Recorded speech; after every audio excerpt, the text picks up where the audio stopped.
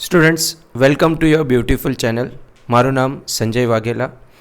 આપણે પ્રકરણ 14 નિવસન તંત્રમાં લેક્ચર 2માં આપણે ટોપિક 14.3 ઉર્જા પ્રવાહ, ટોપિક 14.4 ઉર્જા પ્રવાહ વિશે ચર્ચા કરી હતી. હવે આજે નિવસન તંત્રમાં લેક્ચર જે 3 છે તેમાં આપણે આજે ટોપિક 14.5 પરિસ્થિતિકીય પિરામિડો વિશે ચર્ચા કરશું. તો સ્ટુડન્ટ્સ, આગળ વધીએ. પરિસ્થિતિકીય પિરામિડ. તો અહીં પરિસ્થિતિકીય પિરામિડ છે શું અને તેનો ઉપયોગ કેવી રીતના થાય છે? પરિસ્થિતિકીય પિરામિડની સંરચના સૌ પ્રથમ વાર કોને કરી હતી? તો સ્ટુડન્ટ્સ, યાદ રાખજો, આ જે પરિસ્થિતિકીય પિરામિડો છે તેની સંરચના સૌ પ્રથમ વાર ચાર્લ્સ એલ્ટને કરેલી હતી. તે પરિસ્થિતિવિદનું નામ શું હતું? ચાર્લ્સ એલ્ટન. અને તેમણે આ પરિસ્થિતિકીય પિરામિડોની સંરચના સૌ પ્રથમવાર 1927માં કરી હતી. માટે પરિસ્થિતિકીય પિરામિડોને આપણે એલ્ટોનિયન પિરામિડ પણ કહીએ છીએ.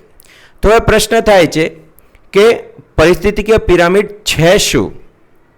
હવે આપણે પિરામિડના આકાર વિશે તો જાણીએ છીએ કે એનો બેઝ પહોળો હોય અને એનું શિખર નાનું હોય.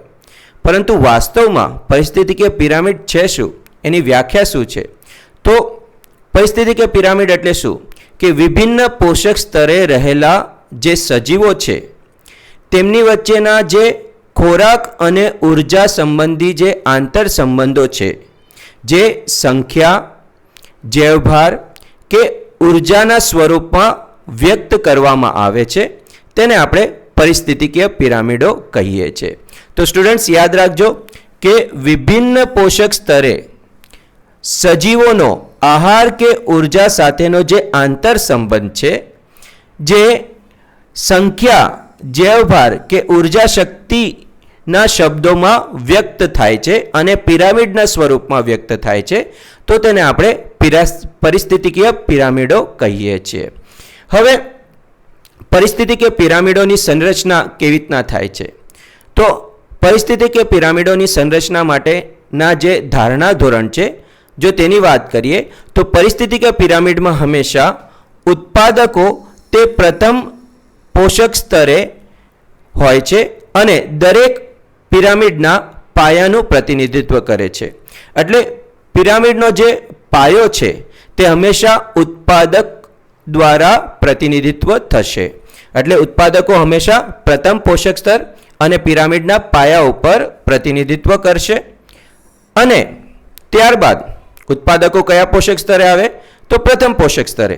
ત્યારબાદ એની ઉપર દ્વિતીયક પોષક સ્તર એટલે કે પ્રાથમિક ઉપભોગીઓ, ત્યારબાદ તૃતીયક પોષક સ્તર એટલે કે દ્વિતીયક ઉપભોગીઓ, અને પિરામિડનું જે શિખર અથવા જે ટોચ છે તે તૃતીયક કે ઉચ્ચ સ્તરના ઉપભોગીઓ તેની ટોચ અથવા શિખરનું પ્રતિનિધિત્વ કરે છે. તો આ રીતે એક પિરામિડની સંરચના થાય છે. તો હવે પ્રશ્ન એ થાય છે કે પિરામિડ કેટલા પ્રકારના હોય છે? તો 3 પ્રકારના પરિસ્થિતિકીય પિરામિડ જોવા મળે છે, જેનો આપણે સામાન્યતઃ અભ્યાસ કરીએ છીએ. આ પિરામિડો કયા?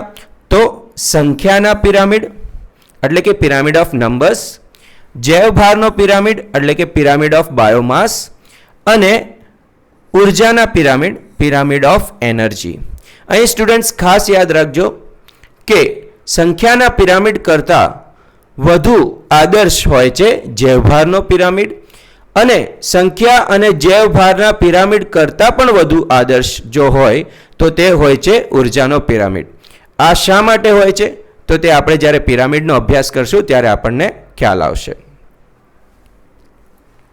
તો હવે એક પરિસ્થિતિકીય પિરામિડની સંરચના માટે કયા ધારણા ધોરણનું પાલન કરવું રહ્યું તેની આપણે સમજ લઈએ. તો કોઈ પણ પરિસ્થિતિકીય પિરામિડ હોય, ઉર્જાનો હોય, જૈવભારનો હોય કે સંખ્યાનો હોય, કોઈ પણ પરિસ્થિતિકીય પિરામિડોમાં જે તે પોષક સ્તરે રહેલા બધા જ સજીવોનો સમાવેશ કરવો રહ્યો. એટલે જ્યારે પણ કોઈ પણ પરિસ્થિતિકીય પિરામિડનું નિર્માણ થાય છે તો જે તે પોષક સ્તર ઉપર જેટલા પણ સજીવો છે તે બધાની જ ગણના અથવા સમાવેશ કરવી રહી. જો આપણે ફક્ત થોડાક જ સજીવોનો પોષક સ્તર પર રહેલા થોડાક સજીવોનો જ સમાવેશ કરીએ છીએ તો એવું સામાન્યકરણ એટલે કે જનરલાઇઝેશન ખોટું થશે અને પિરામિડ પણ અયોગ્ય બનશે. તો ખાસ યાદ રાખવાનું છે, કોઈ પણ પોષક સ્તરે રહેલા ફક્ત થોડાક જ વ્યક્તિગત સજીવોને જો આપણે ગણતરીમાં લઈએ છીએ તો આવું સામાન્યકરણ ખોટું ઠરે છે અને તે પિરામિડ પણ અયોગ્ય બને છે. એટલે ખાસ કોઈ પણ પરિસ્થિતિ કે પિરામિડના નિર્માણમાં જે તે પોષક સ્તરે રહેલા બધા જ સજીવોનો સમાવેશ કરવો રહ્યો.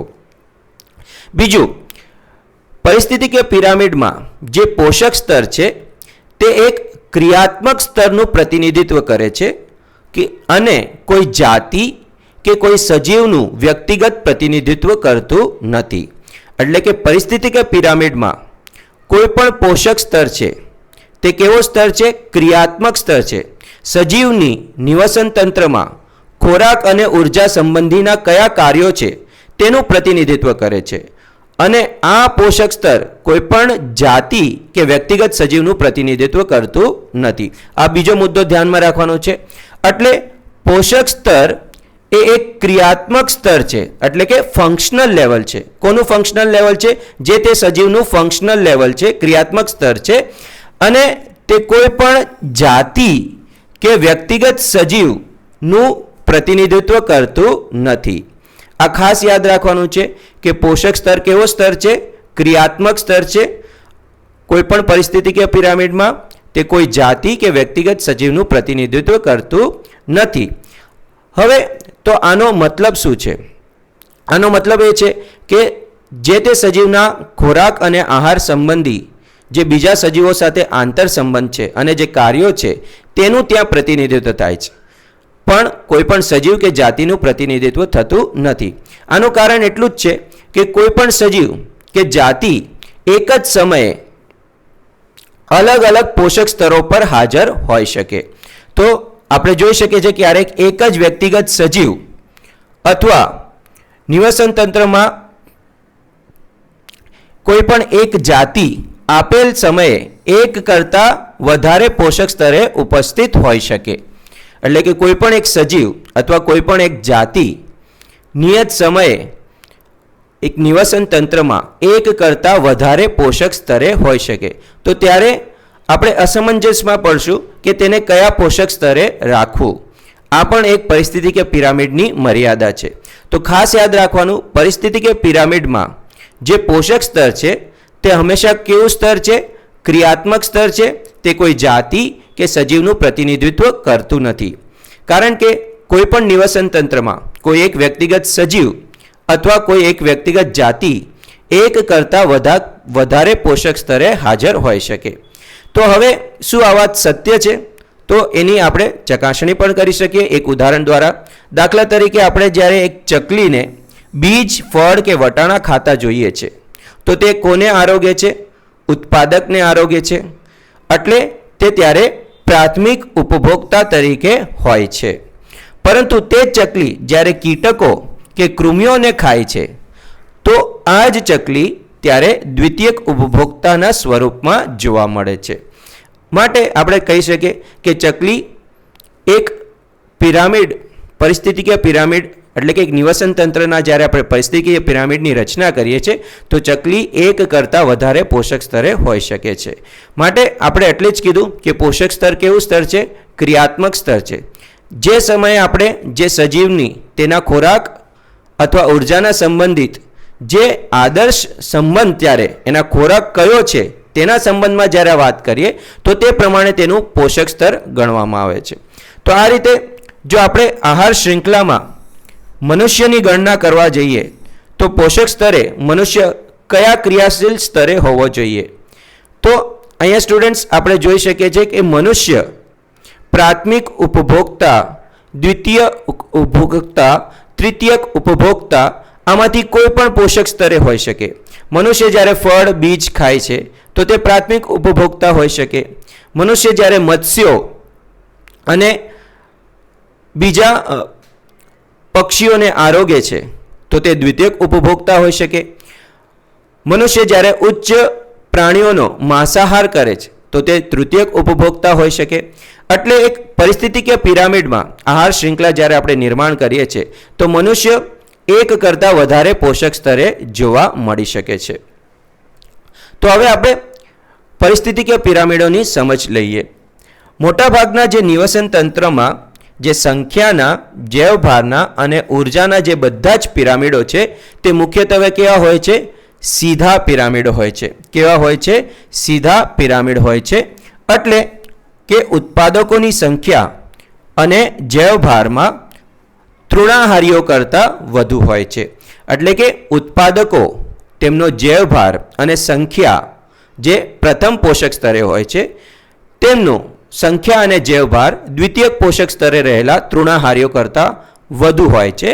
આ મોટા ભાગના પિરામિડમાં જોવા મળે છે. ખાસ યાદ રાખજો સ્ટુડન્ટ્સ, બધા પિરામિડોની અહીંયા વાત નથી થતી.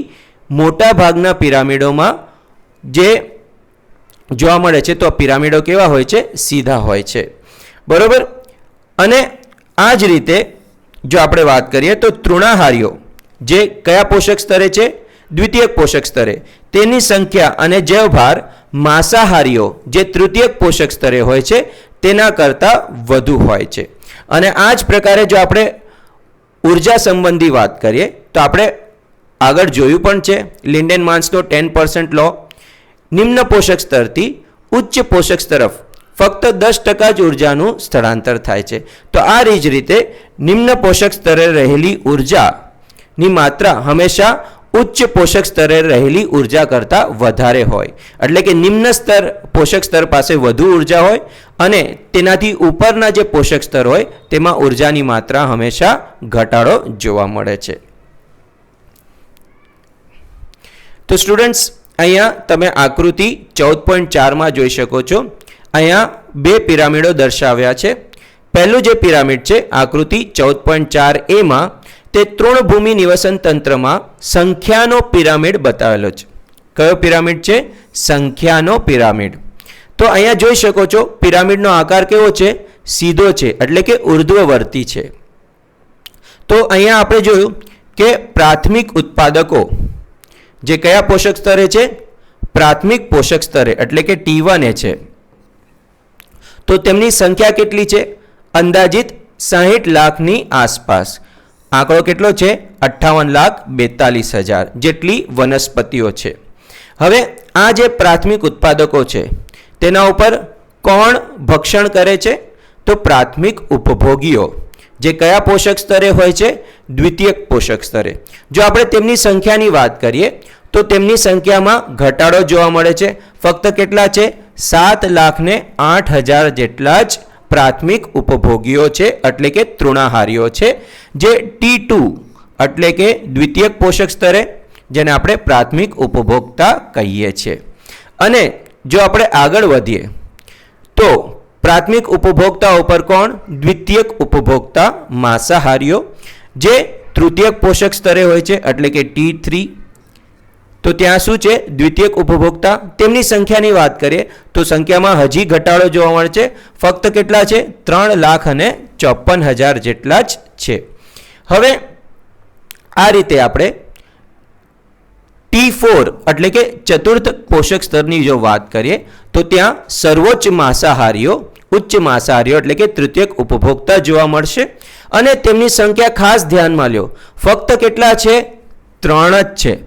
એટલે આ પિરામિડમાં 60 લાખ જેટલી જે વનસ્પતિઓની જે સંખ્યા છે તે પિરામિડના શિખરે ફક્ત 3 જ ઉચ્ચ માંસાહારીને સપોર્ટ કરી શકે છે, તેમનો નિભાવ કરી શકે છે. બરોબર. એટલે 60 લાખ જેટલી વનસ્પતિઓના ઉત્પાદન પર આધારિત નિવસન તંત્રમાંનું સમર્થન કરતા માત્ર 3 જ ઉચ્ચ કક્ષાના માંસાહારીઓ છે. આનું કારણ છે જેમ ખોરાક અને ઉર્જા નિમ્ન સ્તરથી ઉચ્ચ પોષક સ્તર ઉપર જાય છે તો તેમાં ઘટાડો થાય છે અને મોટા ભાગની ઉર્જા ઉષ્મા સ્વરૂપે વ્યય થાય છે. હવે આપણે આકૃતિ 14.4b જોઈએ. તે જૈવભારનો એક પિરામિડ છે જે કેવો છે? સીધો છે, એટલે કે ઉર્ધ્વવર્તી છે. આ જૈવભારના પિરામિડ આપણે જોઈએ તો ખાસ યાદ રાખજો સ્ટુડન્ટ્સ, જૈવભારનો જે પિરામિડ છે તે હંમેશા શુષ્ક વજનમાં ધ્યાનમાં લેવામાં આવે છે અને તેનો એકમ છે કિલોગ્રામ પર મીટર સ્ક્વેર. ગ્રામ પર મીટર સ્ક્વેર પણ થઈ શકે, પરંતુ વધારે આદર્શ કયું રહેશે? કિલોગ્રામ પર મીટર સ્ક્વેર. તો અહીં તમે પિરામિડમાં જોઈ શકો છો કે પિરામિડનું જે પ્રથમ પોષક સ્તર છે એટલે કે T1 ઉપર પ્રાથમિક ઉત્પાદકો છે અને તેમનો જૈવભાર જે શુષ્ક વજનમાં છે તે 809 કિલોગ્રામ પર મીટર સ્ક્વેર જેટલો છે. હવે તેમની ઉપર નભનારા જે પ્રાથમિક ઉપભોગીઓની જો વાત કરીએ એટલે કે દ્વિતીયક પોષક સ્તરે T2, તો આપણે જોઈ શકીએ કે જૈવભારમાં ઘટાડો જોવા મળ્યો છે અને તૃણાહારીઓનો જૈવભાર ફક્ત 37 કિલોગ્રામ પર મીટર સ્ક્વેર જોવા મળે છે. હવે ત્યારબાદ T3 પોષક સ્તરની જો આપણે વાત કરીએ, T3 એટલે કે તૃતીયક પોષક સ્તર, અને ત્યાં કોણ જોવા મળશે? દ્વિતીયક ઉપભોક્તાઓ જોવા મળશે, માંસાહારીઓ. તો આપણે તે પણ જોઈએ છે કે તેમાં પણ જૈવભારમાં ઘટાડો જોવા મળે છે, ફક્ત 11 કિલોગ્રામ પર મીટર સ્ક્વેર જોવા મળે છે. અને જો આપણે T4 ચતુર્થ પોષક સ્તરે જોઈએ એટલે કે ઉચ્ચ માંસાહારીઓ એટલે કે તૃતીયક ઉપભોક્તાઓની જે વાત કરીએ તો શુષ્ક વજનમાં ઘણો જ ઘટાડો જોવા મળે છે અને ફક્ત 1.5 કિલોગ્રામ પર મીટર સ્ક્વેર જોવા મળે છે. એટલે ઉચ્ચ પોષક સ્તરે જૈવભારમાં તીવ્ર ઘટાડો જોવા મળે છે. એટલે આ રીતે આ બંને પિરામિડો તૃણભૂમિના નિવસન તંત્રમાં જોવા મળતો સંખ્યાનો પિરામિડ, તેવી જ રીતે સ્થળજ નિવસન તંત્રમાં જોવા મળતો જૈવભારનો પિરામિડ, તે આ બંને પિરામિડ કેવા છે? તો સીધા છે એટલે કે ઉર્ધ્વવર્તી છે. હવે સ્ટુડન્ટ્સ આગળ જઈએ તો આપણા મનમાં પ્રશ્ન થશે, શું બધા જ પિરામિડો ઉર્ધ્વવર્તી છે? શું ક્યારેક પિરામિડો અધોવર્તી કે કોઈ બીજા આકારના જોવા મળી શકે? તો સ્ટુડન્ટ્સ તે પણ શક્ય છે અને આપણે જોશું કે કઈ પરિસ્થિતિમાં તે જોવા મળે છે. તો જો કે બધા જ પિરામિડો ઉર્ધ્વવર્તી હોય, આ સામાન્યકરણમાં કેટલાક અપવાદો પણ છે. એટલે આનો મતલબ કે કેટલાક પિરામિડો અધોવર્તી પણ જોવા મળે છે. કેવા જોવા મળે છે? અધોવર્તી. એનું એક ઉદાહરણ લઈએ. જો એક મોટા વૃક્ષ પર આહાર માટે આધાર રાખતા કીટકોની સંખ્યાની જો આપણે ગણતરી કરીએ તો તેમાં કેવા પ્રકારનો પિરામિડ મળશે? એક મોટા વૃક્ષ પર નભનારા કીટકોની જો સંખ્યા આપણે ગણીએ તો તેમાં કેવા પ્રકારનો પિરામિડ મળે? સ્ટુડન્ટ્સ, એક મોટું વૃક્ષ છે, દાખલા તરીકે આપણે વટવૃક્ષની વાત કરીએ. વૃક્ષ બહુ મોટું છે પણ એની સંખ્યા કેટલી થઈ? ફક્ત એક જ. અને તેના ઉપર નભનારા જો આપણે કીટકોની વાત કરીએ તો કીટકોની સંખ્યા કેટલી હશે? અનેક હશે. તો દાખલા તરીકે આપણે તેઓ પિરામિડ બનાવીએ. દાખલા તરીકે આ શું છે? T1 પ્રાથમિક ઉત્પાદક. આ શું છે? એક જ વૃક્ષ છે. હવે તેના ઉપર નભનારા જો કીટકોની વાત કરીએ તો કીટકોની સંખ્યા કેટલી હશે? T2 ઉપર ઘણી બધી હશે, એટલે કે પ્રાથમિક ઉપભોક્તાઓ. તો એની સંખ્યા કેટલી હશે? ઘણી બધી હશે. તો આ રીતે જે પિરામિડની રચના થાય છે તો પિરામિડ કેવો બને છે? તો પિરામિડ બને છે ઉર્ધ્વવર્તી એટલે કે ઇન્વર્ટેડ એટલે કે ઊંધો. તો સ્ટુડન્ટ્સ, અહીંયા પ્રશ્નોનો આપણને જવાબ મળે છે. જો એક મોટા વૃક્ષ પર આહાર માટે આધાર રાખતા કીટકોની આપણે જો સંખ્યાની ગણતરી કરીએ તો તેમાં જેવા પ્રકારનો પિરામિડ મળશે તે કેવો મળશે? ઇન્વર્ટેડ ઊંધો એટલે કે અધોવર્તી પિરામિડ મળશે. અહીંયા પણ તમે આકૃતિમાં જોઈ શકો છો કે એક જ વૃક્ષ છે અને તે વૃક્ષ ઉપર નભનારા ઘણા બધા પક્ષીઓ છે અને તે પક્ષીઓ પર નભનારા ઘણા પરોપજીવીઓ છે અને તે પરોપજીવીઓ પર નભનારા બીજા હાઇપર પેરાસાઇટ્સ તેની સંખ્યા પણ ખૂબ જ વધુ છે. એટલે આ રીતે એક વૃક્ષ ઉપર જો આપણે વૃક્ષ નિવસન તંત્રમાં જો આપણે સંખ્યાનો પિરામિડ જોઈએ તો સંખ્યાનો પિરામિડ કેવો મળે છે? અધોવર્તી જોવા મળે છે. કેવો મળે છે? અધોવર્તી એટલે કે ઊંધો ઇન્વર્ટેડ જોવા મળે છે.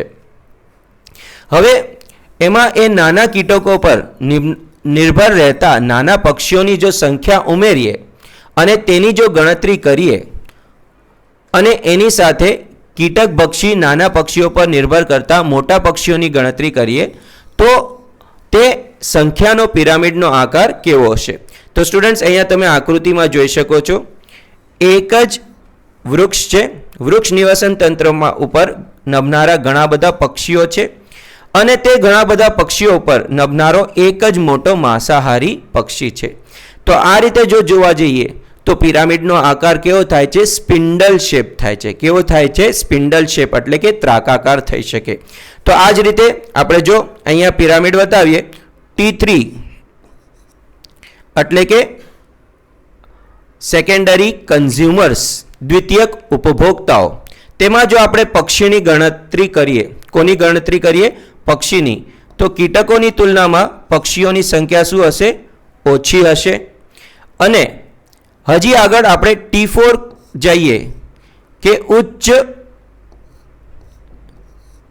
ઉચ્ચ માંસાહારી પક્ષીઓ જે બીજા પક્ષીઓનો ભક્ષણ કરે છે, એટલે કે ચતુર્થ પોષક સ્તરે, એટલે કે તૃતીયક ઉપભોગીઓ. તો તેવા પક્ષીઓની સંખ્યા હજી ઓછી હશે. તો આ રીતે જે પિરામિડનો આકાર બને છે તે કેવો બને છે? સ્પિન્ડલ શેપ બને છે, એટલે કે ત્રાકાકાર બને છે. તો આ રીતે આપણે કહી શકીએ કે જો સંખ્યાનો પિરામિડ એક વૃક્ષ નિવસન તંત્રમાં જો આપણે જોઈએ અને પ્રાથમિક સ્તરે ફક્ત એક જ, પ્રથમ સ્તરે જો પોષક સ્તરે જો ફક્ત એક જ વૃક્ષ હોય અને દ્વિતીયક પોષક સ્તરે જો ઘણા બધા કીટકો હોય તો તે સંખ્યાનો પિરામિડ કેવો મળે છે? અધોવર્તી મળે છે, એટલે કે ઇન્વર્ટેડ હોય. અને જો તેમાં આપણે પક્ષીઓની સંખ્યાનો ઉમેરો કરીએ તો આગળ જતાં તે પિરામિડનો આકાર કેવો થઈ શકે? સ્પિન્ડલ શેપ, એટલે કે ત્રાકાકાર થઈ શકે. હવે આપણે આવો જ બીજો એક અધોવર્તી પિરામિડની વાત કરીએ તો સમુદ્રમાં જૈવભારના જે પિરામિડ છે તે પણ સામાન્યપણે કેવા હોય છે? અધોવર્તી હોય છે, એટલે કે ઊંધા હોય છે. હવે આનું કારણ શું છે? આનું કારણ એટલું છે કે માછલીઓનો જૈવભાર વનસ્પતિ પ્લવકોના જૈવભાર કરતાં ખૂબ જ વધુ હોય છે. તો સમુદ્રમાં જો જૈવભારનો આપણે પિરામિડ જોઈએ તો હંમેશા આપણે જોયું છે કે પિરામિડનો બેઝ જે છે, તળ, તે કોનું બનેલું હોય છે? પ્રાથમિક ઉત્પાદકોનો. અને સમુદ્રમાં પ્રાથમિક ઉત્પાદકો કોણ? તો વનસ્પતિ પ્લવકો. તો વનસ્પતિ પ્લવકોનો જો જૈવભાર શુષ્ક વજનમાં માપીએ તો ઘણો ઓછો હશે. તેની સામે જો મત્સ્યોની વાત કરીએ, માછલીઓનો, તો તેમનો જૈવભાર જે બીજા ઉચ્ચ પોષક સ્તરે આવે છે તો તેમનો જૈવભાર વધુ જોવા મળે છે. એટલે આ રીતે જે પિરામિડનું નિર્માણ થાય તે કેવો થશે? અધોવર્તી પિરામિડ, એટલે કે ઊંધો થશે. હવે અહીંયા પ્રશ્ન છે કે શા માટે આ ઊંધો જોવા મળે છે? શા માટે આ જૈવભાર મત્સ્યોનો વધુ જોવા મળે છે? તે આપણે કેવી રીતના સમજાવશું? તો સ્ટુડન્ટ્સ, ખાસ યાદ રાખજો કે વનસ્પતિ જે પ્લવકો છે તેમનો જીવનકાળ ટૂંકો હોય છે. વનસ્પતિ પ્લવકોનો જીવનકાળ કેવો હોય છે? ટૂંકો હોય છે. બીજું, વનસ્પતિ પ્લવકો આર સ્પીસીસ ગણાય છે. કેવી સ્પીસીસ ગણાય છે? આર સ્પીસીસ. આપણે 13મા પાઠમાં જોયું, સ્મોલ આર એટલે શું? પ્રાકૃતિક વૃદ્ધિનો આંતરિક દર, જેને આપણે બાયોટિક પોટેન્શિયલ પણ કહીએ છીએ. તો વનસ્પતિ પ્લવકોનો બાયોટિક પોટેન્શિયલ એટલે કે આરનું મૂલ્ય ખૂબ જ ઊંચું હોય છે, પરંતુ તેમનો જીવનકાળ શું હોય છે? ખૂબ જ ટૂંકો હોય છે. આ રીતે તે ટૂંકા જીવનકાળમાં તેમનું કાં તો ભક્ષણ થઈ જાય અથવા તેઓ નાશ પામે, એટલે તેમનો જૈવભાર શું હોય? ઓછો હોય. જ્યારે તેની તુલના આપણે જો મત્સ્યોને જોઈએ તો મત્સ્યોનો જીવનકાળ લાંબો હોય છે અને તુલનાત્મક તેમનો આરનું જે મૂલ્ય હોય છે તે ઓછું હોય છે. તો સ્વાભાવિક છે, જીવનકાળ વધુ હોવાના કારણે વધારે સંખ્યા પણ થશે તેમની અને તેમનો જૈવભાર પણ શું થશે? વધુ જોવા મળે છે. તો આ રીતે જ આના જ કારણે જે જૈવભારનો સમુદ્રમાં જે પિરામિડ જોવા મળે છે તે અધોવર્તી જોવા મળે છે. હવે જો આપણે વાત કરીએ, અહીંયા આકૃતિમાં આપણે બતાવ્યું છે inverted pyramid in aquatic ecosystems.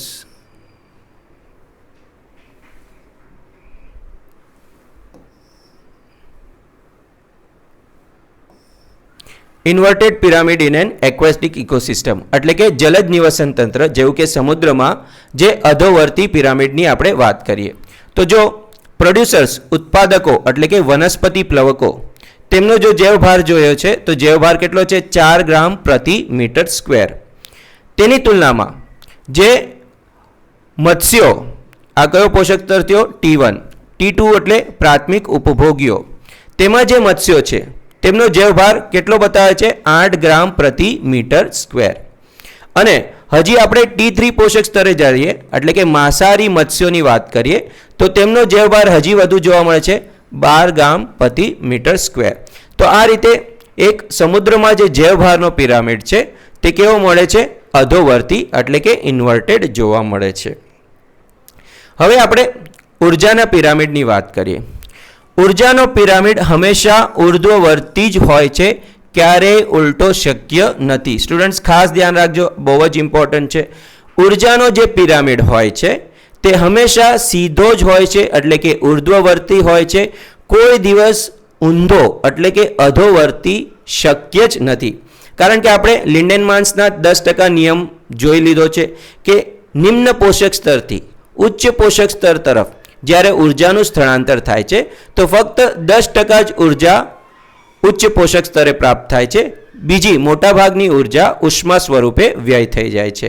એટલે જ ઉર્જાના પિરામિડ હંમેશા કેવા જોવા મળશે ઉર્ધ્વવર્તી જોવા મળશે.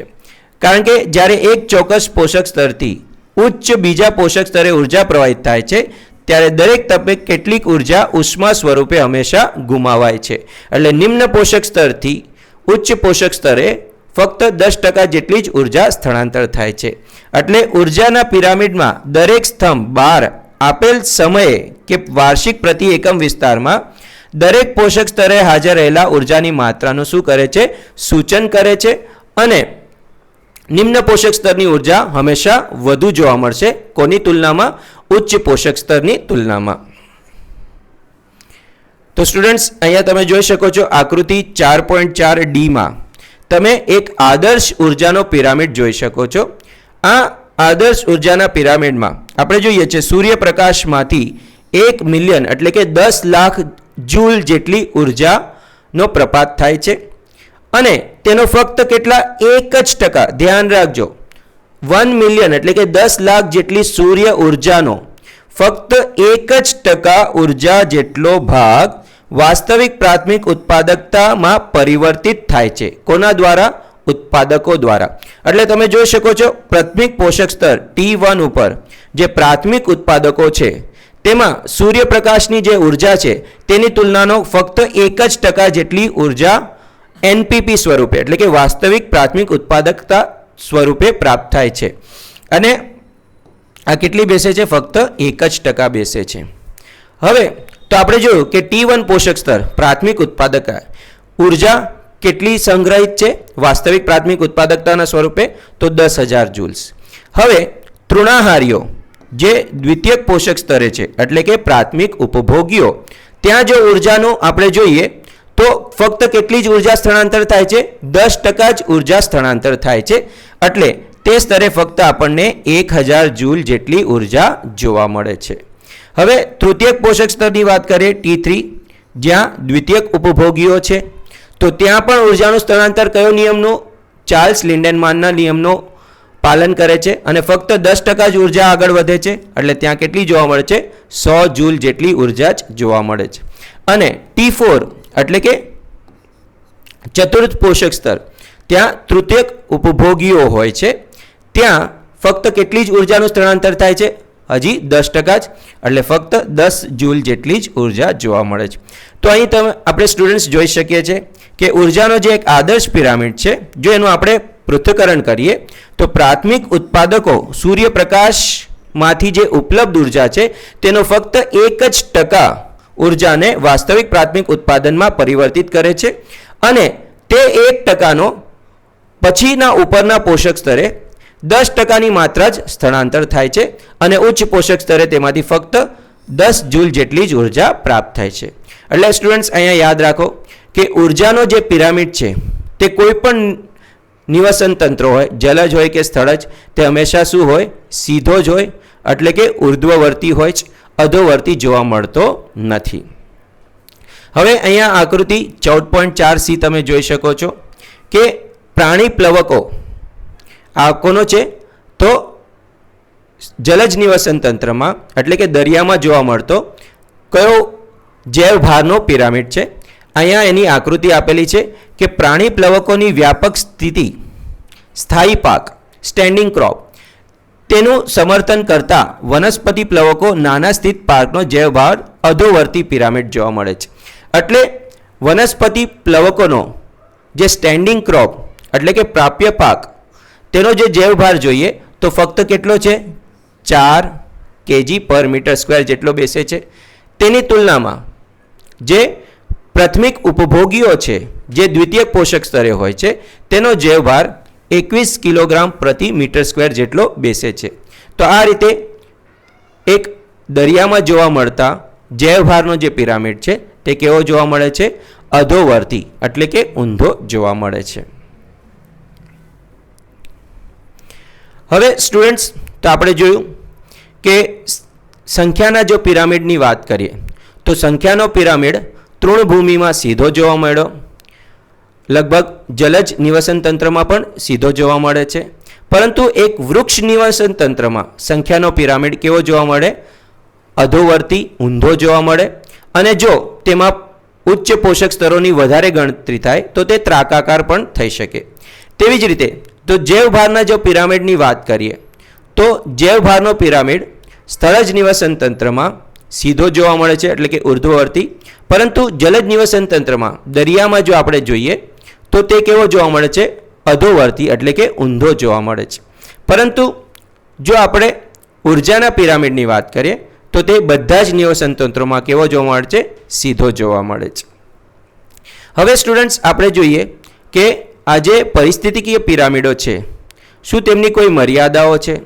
શું તેઓ પરિસ્થિતિ વિદ્યાની સમજ આપવામાં નિવસન તંત્રની કાર્યપ્રણાલીની સમજ આપવામાં યોગ્ય છે કે શું તેમની કોઈ મર્યાદાઓ છે?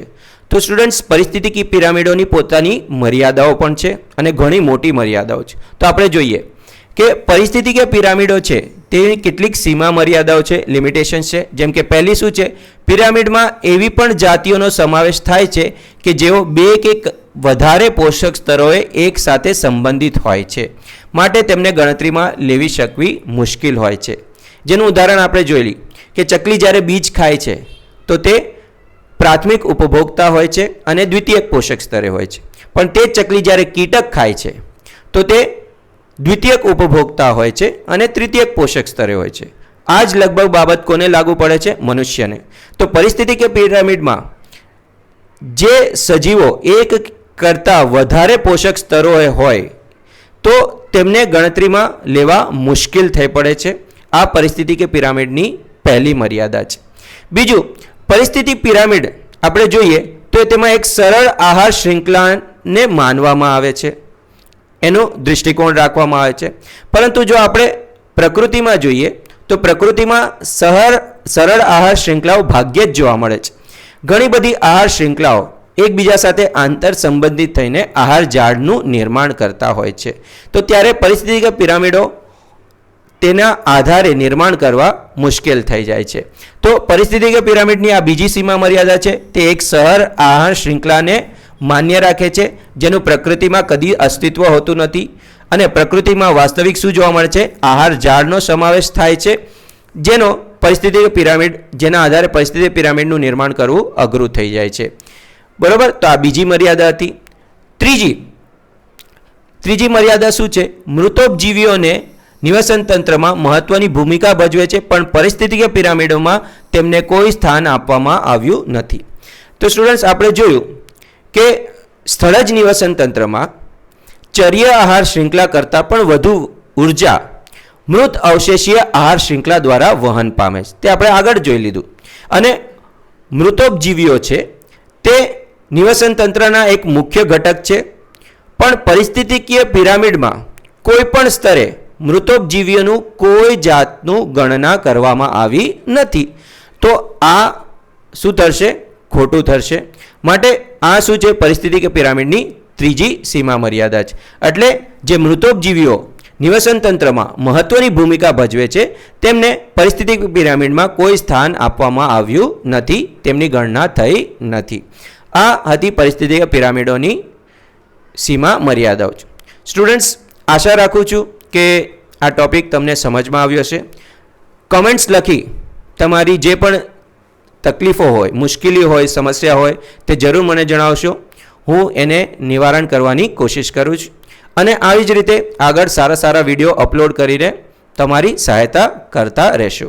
Good bye students, take care.